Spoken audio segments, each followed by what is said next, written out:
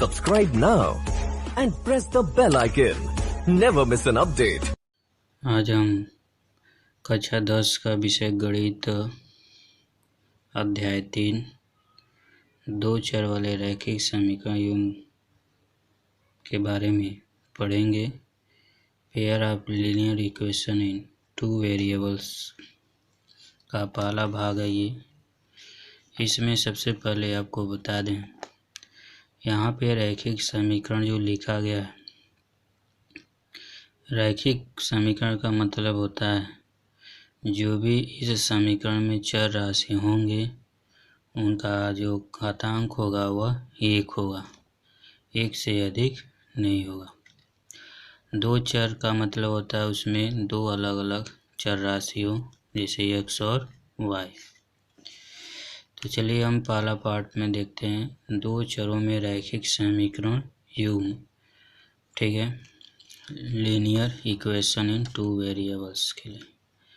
जैसे समीकरण जो होगा ax plus B Y plus C बराबर 0 के रूप का ही होगा।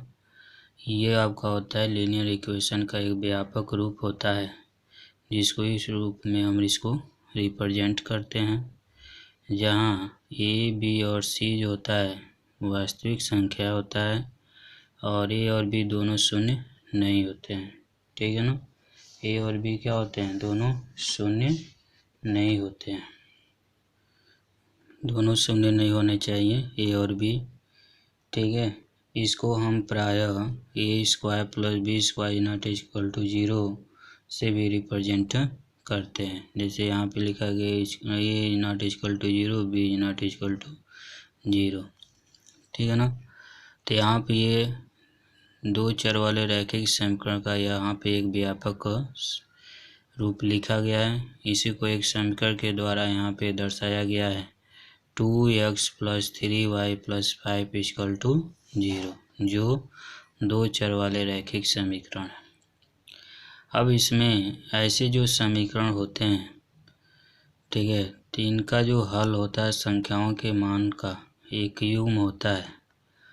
और युग्म जैसे होता है, जैसे x y के रूप में होगा, तो x और y का एक ऐसा मान होगा जो दिए गए दो चर वाले रैखिक समीकरण में अगर रखते हैं x और y के जगह पर, तो उसका दोनों पक्ष आपस में क्या होते हैं, बराबर हो जाते हैं। यानी x के लिए और y के लिए समीकरण के दोनों पक्षों को बराबर कर देता है। एक ऐसा संख्याओं का युग्म होना चाहिए।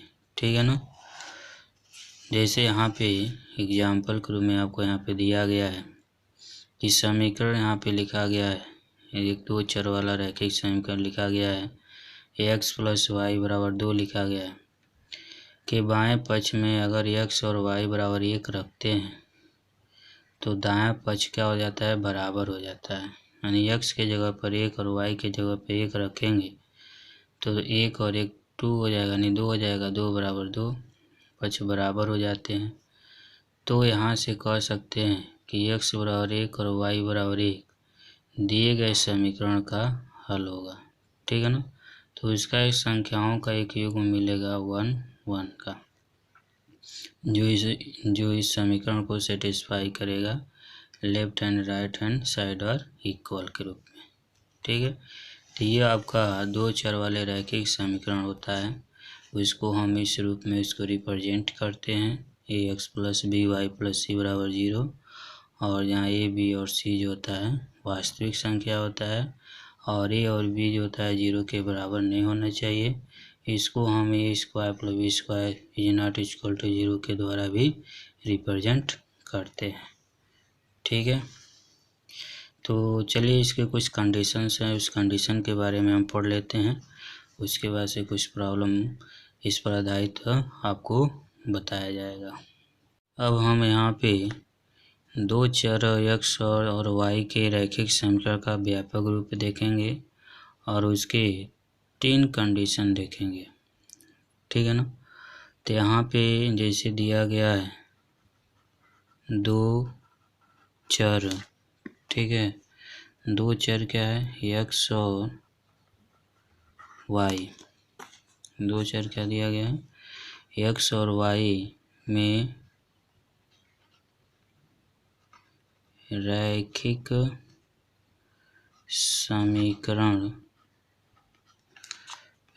समीकरण का व्यापक रूप। ठीक है, तो जैसे a1x b1y plus c1 equal to 0, a2x b2y plus c2 equal to 0 है। ये दो चर x और y में रैखिक समीकरण का एक व्यापक रूप दिया गया है, जहाँ a1 जो है आपका नॉट इक्वल टू 0, b1 जो है नॉट इक्वल टू 0 तथा a2 जो है 0 के बराबर नहीं है, b2 है भी 0 के बराबर नहीं है। तब यहाँ पे आपको 3 कंडीशन के बारे में बताते हैं कि 3 कंडीशन आपका क्या है। जैसे दो चर वाले रैखिक समीकरण को हम ग्राफ के माध्यम से भी रिप्रेजेंट करते हैं। अब ग्राफ के माध्यम से जो रिप्रेजेंट किया जाता है वह ग्राफ किस रूप में मिलता है। जैसे हमारे पास दो चर वाले रैखिक समीकरण दिए गए, यानी दो समीकरण अलग अलग दिए गए हैं इस तरीके से, और इनको हम ग्राफ के माध्यम से रिप्रेजेंट करें ग्राफ कॉपी पे, तो उनका जो ग्राफ खींचा जाएगा और ग्राफ किस रूप में मिलेगा। क्या वह एक बिंदु पर प्रतिच्छेद करेगा, क्या एक दूसरे के समांतर होंगे, क्या वह समपाती होंगे। ये 3 कंडीशन आता है आपका। ठीक है ना। तो 3 कंडीशन के लिए जैसे कोई ग्राफ हम खींच रहे हैं, पहला कंडीशन के लिए जैसे हमारे पास 2 समीकरण दिया गया है और उन 2 समीकरण के लिए अगर हम ग्राफ खींच रहे हैं तो ग्राफ ऐसे भी आ सकता है, तो एक बिंदु पर ये प्रतिच्छेद कर रहा है। ठीक है, तो पहला कंडीशन ये हो जाता है। जब एक बिंदु पर प्रतिच्छेद करेगा तो यहाँ पे कहेंगे इस स्थिति में जो समीकरण युग्म का जो होगा वह द्वितीय हल होगा। ठीक है, कभी जैसे आपका ग्राफ खींचते हैं तो वह एक दूसरे के ऊपर समपाती हो जाते हैं, दोनों एक दूसरे के ऊपर आ जाते हैं। ठीक है, तो यहाँ से कह सकते हैं उनका अपरिमित रूप से अनेक हल हो सकते हैं। तीसरा आप कह सकते हैं कि जैसे आप ग्राफ खींच रहे हो तो एक दूसरे के वो समांतर जाते हैं, तो इसको हम कह सकते हैं इसका कोई हल नहीं होगा। ठीक है, तो यही 3 कंडीशन के बारे में हम लोग पढ़ेंगे। ठीक है, तो अगर ये 3 कंडीशन अगर हम पढ़ लेते हैं तो हम बिना ग्राफ खींचे बता सकते हैं कि वो ग्राफ किस तरह का रिप्रेजेंट करेगा। ठीक है ना, कि एक बिंदु पर प्रतिच्छेद करेगा, कि वह समपाती होगा, कि वह समांतर होगा। ठीक है, उस कंडीशन के अनुसार से भी हम बता सकते हैं, और ग्राफ खींच कर भी बता सकते हैं कि ग्राफ किस रूप में हमको मिल रहा है। ठीक है, तो पहले हम उस कंडीशन के बारे में पढ़ लेते हैं। ठीक है, तो चलिए हम पहला कंडीशन इसका हम बताते हैं। पहला कंडीशन है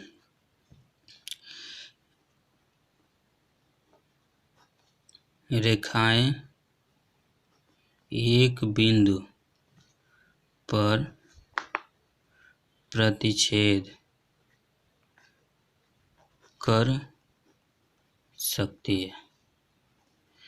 यदि हमारे पास 2 समीकरण है और उन 2 समीकरण को अगर उसका हम ग्राफ खींचते हैं तो वह ग्राफ खींचेंगे तो देखेंगे कि वह एक बिंदु पर प्रतिच्छेद करती है। तो इस स्थिति में समीकरण युग्म का अद्वितीय हल होता है। ठीक है, जहाँ पे इसका कंडीशन क्या आएगा, a1/a2 is not equal to b1/b2। ठीक है ना, ये आपका पहला कंडीशन हो जाएगा। ठीक है ना, चलिए अब दूसरा कंडीशन हम देखते हैं। रेखाएं समपाती हैं। अगर रेखाएं समपाती होती हैं, समपाती हो सकती हैं, कब हो सकती हैं? जैसे ये आपका है, कोई रेखा खींचा गया है तो संपाती का मतलब इसी के ऊपर आना, ठीक है ना। इसी रेखा के ऊपर दूसरी रेखा आ जाता है तो वह संपाती हो जाता है। तो इस स्थिति में समीकरण जो भी रहेगा, समीकरणों के अपरिमित रूप से अनेक हल होते हैं। इसका कंडीशन क्या है? A1/A2 बराबर B1/B2 बराबर C1/C2, ये होता है आपका दूसरा कंडीशन। चलिए तीसरा कंडीशन हम देखते हैं। रेखाएं संपाती सॉरी ये तो हो गया ना, समांतर हो सकती हैं, समांतर हो सकती हैं। तो इस स्थिति में समीकरण जो भी होगा, समीकरणों का कोई हल नहीं होता है। तो यह कह सकते हैं कि यह असंगत समीकरण युग्म कहलाता है, ठीक है। A1/A2 बराबर होगा B1/B2 बराबर नहीं होगा C1/C2। जैसे यहाँ पे हम खींच रहे हैं ग्राफ, तो ये एक दूसरे के समांतर होंगे, कहीं भी एक दूसरे को इंटरसेक्ट नहीं करते हैं। तब आप कह सकते हैं कि इस समीकरण का कोई हल नहीं होगा जो इस कंडीशन को सेटिस्फाई करेगा। तो अगर हमारे पास कोई दो समीकरण दिए गए और उस दो समीकरण को हमको बताना हो, ठीक है, क्या यह अद्वितीय हल है, क्या अपरिमित रूप से अनेक हल हैं, क्या इसका कोई हल नहीं है, तो हम इसी कंडीशन को दिए गए समीकरण से सेटिस्फाई कराएंगे। जो कंडीशन सेटिस्फाई करेगा उसी को हम लिखेंगे, ठीक है।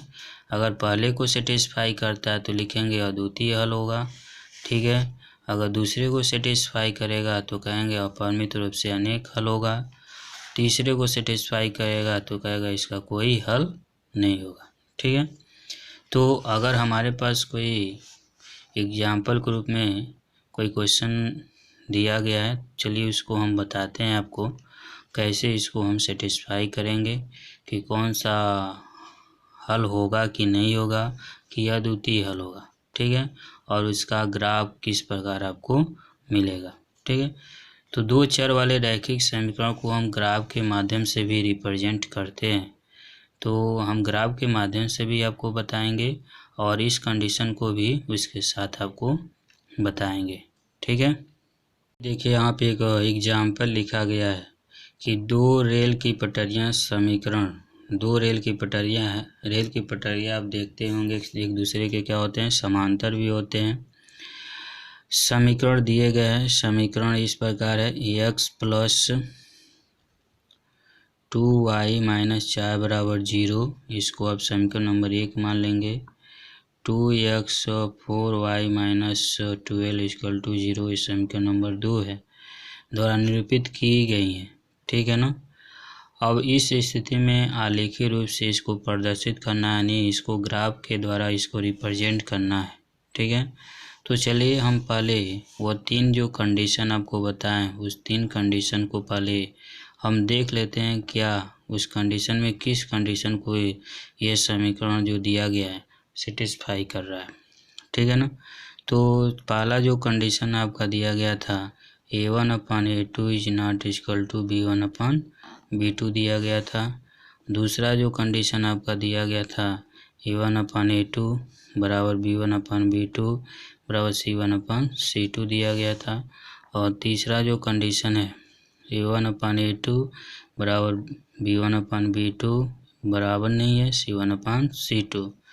तो इस तरीके से ये तीन कंडीशन है पहले कंडीशन है कि इसका जो ग्राफ मिलेगा एक दूसरे पर एक बिंदु पर प्रतिच्छेद करेगा, इसका जो ग्राफ मिलेगा वो समपाती मिलेगा और इसका जो ग्राफ मिलेगा समांतर मिलेगा, ठीक है ना। और इसका अद्वितीय हल होगा और इसका परिमित रूप से अनेक हल मिलेंगे, इसका कोई हल नहीं आएगा, ठीक है ना। तो सबसे पहले ये जो समीकरण जो दिया गया है, इस समीकरण को हम इसके व्यापक समीकरण से हम तुलना करेंगे, यानी a1x plus b1y plus c1 equal to 0, a2x plus b2y plus c2 equal to 0, ये व्यापक रूप होता है।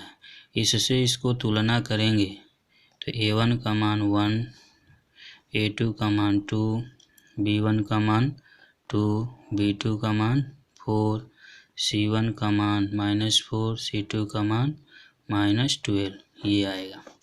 अब यहाँ से a1, a2, b1, b2, c1, c2 का मान आपको ज्ञात हो गया। अब इनका मान हम इसमें रखेंगे, एक एक करके चेक करते हैं। 1/2 b1 का मान क्या है 2 है, 2 रखेंगे। अब b2 का मान 4 है, तो इसको सॉल्व करेंगे तो 1/2 1/2 ये सरलतम रूप हो जाएगा। तो यहाँ पे देख रहे हैं ये दोनों आपस में बराबर हो रहे हैं, तो इसको तो ये सेटिस्फाई नहीं कर रहा है, यानी इसका जो ग्राफ आप खींचेंगे कहीं भी आपका मिलेगा नहीं, ठीक है ना, इंटरसेक्ट नहीं करेगा, ठीक। इसके बाद से इसके लिए देखिए a1 का मान 1, a2 का मान 2, b1 का मान 2 और b2 का मान 4, c1 का मान -4 और c2 का मान -12।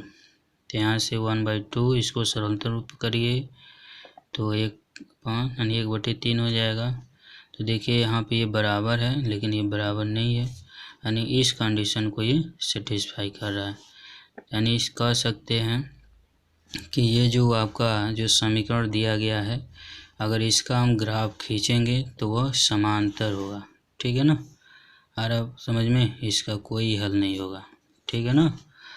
अगर यहाँ पे ये बराबर आता तब आप कह सकते थे कि यह अपरिमित रूप से अनेक हल हो सकते हैं, ठीक है ना।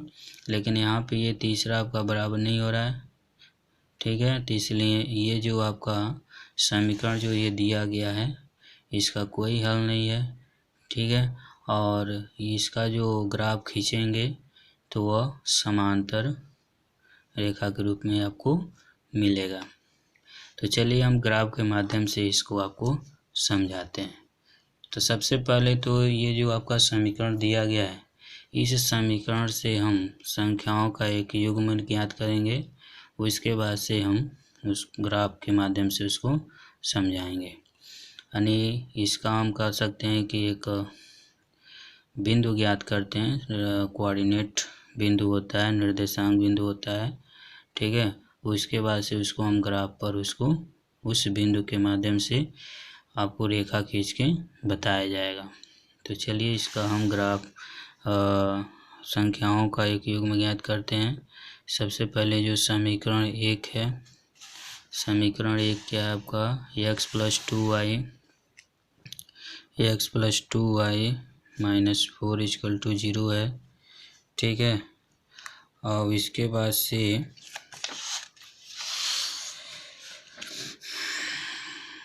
x = 4 - 2y, यहाँ से आप क्या करेंगे, बिंदु ज्ञात करेंगे, 2 भाग कर लीजिए, एक में x और एक में y लिखिए। और यहाँ से आपको क्या करना है, y का मान रखेंगे तो x का मान निकल जाएगा। तो y का मान हमने 0 रखा तो x का मान 4, और y का मान 2 रखा तो x का मान 0। तो यहाँ पे बिंदु हो जाएगा 4 0 0 2 हो जाएगा, ठीक है। पुनः यहाँ पे समीकरण 2 है, समीकरण 2 क्या है, 2x + 4y - 12 = 0। 2 कॉमन है तो 2 से सब में भाग कर दीजिए, ठीक है। x = 6 - 2y। पुनः यहाँ पे हम इस तरीके से बना लेंगे बॉक्स टाइप में, एक में x और एक में y लिखेंगे। y का मान 0 रखेंगे तो x का मान 6 आएगा, y का मान 3 रखेंगे तो x का मान 0 आ जाएगा। ठीक है ना। तो इस तरीके से इसका जो बिंदु हो जाएगा 6003 आ जाएगा। अब हम इसी बिंदु के माध्यम से ग्राफ कॉपी पे इसका ग्राफ प्लॉट करेंगे कि देखते हैं ग्राफ किस रूप में हमको मिलता है। ठीक है, हमने यहाँ पे ग्राफ ले लिया है। ग्राफ पे हम दो अक्ष खींचेंगे, एक x अक्ष और एक y अक्ष। तो चलिए यहाँ पे हम खींचते हैं। ये हो गया, x अक्ष हो गया, यहाँ पे लिख लेंगे x अक्ष। इसके बाद से यहाँ से ग्राफ खींचेंगे y अक्ष के लिए। ये हो गया आपका, ये आपका मूल बिंदु होता है, 0 0 इसका निर्देशांक होता है। अब यहाँ पे 1 2 3 4 5 6 7 1 2 3 4 5 6 7 इसको लिख लेंगे। अब इसके बाद से जो बिंदु दिया गया है उस बिंदु के माध्यम से इसको आप दर्शाइए। जो बिंदु दिया गया है, पहला जो बिंदु है आपका 4 0 है और 0 2 है पहले समीकरण के लिए। तो ये 4 ये हो गया और 0 आपका यहीं होगा, तो यहाँ पर हो जाएगा आपका 4 0। दूसरा जो दिया गया है 0 2 हो गया, तो यह आपका 0 2 हो गया, आपका 0 2 हो गया। अब इस दोनों बिंदु को हम क्या करेंगे, मिला लेंगे यहाँ पे इस प्रकार। ठीक है, ये जो रेखा खींचा गया है वह है x + 2y - 4 = 0 है। अब इसके बाद से दूसरा जो बिंदु है यहाँ पे 6 0 है, 0 3 है, तो 6 0 यहाँ पे होगा, 6 0 6 0। उसके बाद 0 3 है, तो 0 3 यहाँ पे होगा, 0 3। अब इसको हम क्या करेंगे, आपस में मिला देंगे। यहाँ पे देखिए ये हो गया आपका। ठीक, तो आप देख रहे हो कि यहाँ पे ये जो रेखा आपको मिला ये जो है 2x + 4y - 12 = 0 का है। तो यहाँ पे जो ग्राफ प्लॉट किया गया, तो यहाँ पे देख रहे हैं एक दूसरे के समांतर हैं। ठीक है ना। तो ग्राफ के माध्यम से भी हम बता सकते हैं कि जो रेखा हम खींचेंगे वो किस रूप में आपको मिलेगा। और ये जो 3 कंडीशन है, इस 3 कंडीशन के माध्यम से भी हम बता सकते हैं कि वो रेखा किस रूप में आपको प्राप्त होगा अगर प्लॉट करते हैं तो। ठीक है, तो चलिए और इस प्रश्न को हम सॉल्व करते हैं दूसरा प्रश्न लेकर। और एग्जाम्पल देखिए, कक्षा 10 के लिए 10 विद्यार्थियों ने गणित की पहली प्रतियोगिता में भाग लिया। यदि लड़कियों की संख्या लड़कों की संख्या से 4 अधिक है तो इस स्थिति को बीजगणितीय और ग्राफीय रूप में रिप्रेजेंट करना है। तो चलिए इस प्रश्न को हम सॉल्व करते हैं। सबसे पहले यहाँ पे लिखेंगे, माना कक्षा में लड़कियों की संख्या कितना है, x है, तथा लड़कों की संख्या कितना है, y है। तो कक्षा में कुल विद्यार्थियों की संख्या कितना हो जाएगा, x + y = 10 हो जाएगा। इसको इक्वेशन नंबर 1 मान लेंगे। प्रश्नानुसार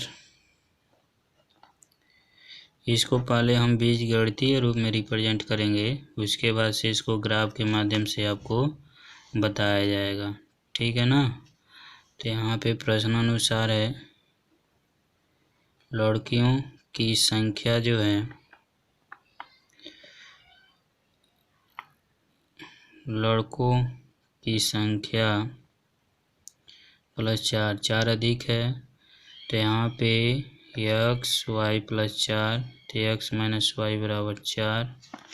यहाँ पे देखिए लड़कियों की संख्या बराबर लड़कों की संख्या प्लस 4, और लड़कों की जो संख्या है एक्स है, लड़कियों की जो संख्या है एक्स है, लड़कों की जो संख्या है वाई प्लस 4, क्योंकि प्रश्न में दिया गया है कि लड़कियों की संख्या लड़कों की संख्या से 4 अधिक है। तो प्रश्नानुसार यहाँ पे लिखा गया है लड़कियों की संख्या बराबर लड़कों की संख्या प्लस 4, तो एक्स बराबर वाई प्लस 4, तो एक्स माइनस वाई बराबर 4। ये इक्वेशन नंबर 2 हो गया। तो यहाँ पे ये जो पहला इक्वेशन है और दूसरा इक्वेशन है यह आपको बीजगणितीय रूप में रिप्रेजेंट कर दिया गया। अब इसको हम ग्राफ के रूप में रिप्रेजेंट करेंगे। समीकरण 1 से x प्लस वाई बराबर 10। अब यहाँ पे हम संख्याओं का एक युग्म ज्ञात करेंगे, तो x बराबर 10 माइनस वाई लिख लेंगे, y को दूसरे तरफ कर लेंगे, x को भी कर सकते हैं y को भी कर सकते हैं। तो y के जगह पर हमने 0 रखा तो x का मान 10 आ गया, और y के जगह पर हमने 10 रखा तो इसका मान x का मान 0 आ गया। तो यहाँ पे आपका बिंदु हो जाएगा 10 0 0 10 हो जाएगा। ठीक है, चलिए अब समीकरण 2 में देखते हैं 2 से। तो x बराबर 4 प्लस वाई, पुनः यहाँ से हम संख्याओं का युग्म ज्ञात करेंगे, तो एक्स वाई, तो यहाँ पे y का मान 0 रखेंगे तो ये 4 आ जाएगा, और y का मान -4 रखेंगे तो यह 0 आ जाएगा।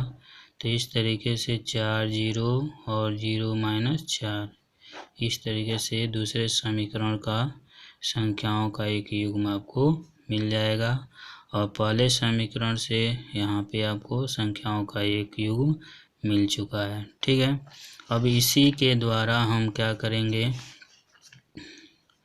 इसके द्वारा हम ग्राफ पर रिप्रेजेंट करेंगे कि ग्राफ किस रूप में आपको मिलता है। ठीक है, तो चलिए ग्राफ पर इसको रिप्रेजेंट करते हैं। पहले तो हम ग्राफ कॉपी ले लेते हैं, यहाँ पे है, और इस पर हम एक्स खींचेंगे पहले, उसके बाद से एक्स और वाई एक्स खींचते हैं, यहाँ पे हो गया आपका। इसके बाद से यहाँ पे हम वाई एच खींचेंगे, यह वाई एच हो गया आपका। ठीक है, इसके बाद से यहाँ पे लिख लेंगे 1 2 3 4 5 6 7 8 9 10।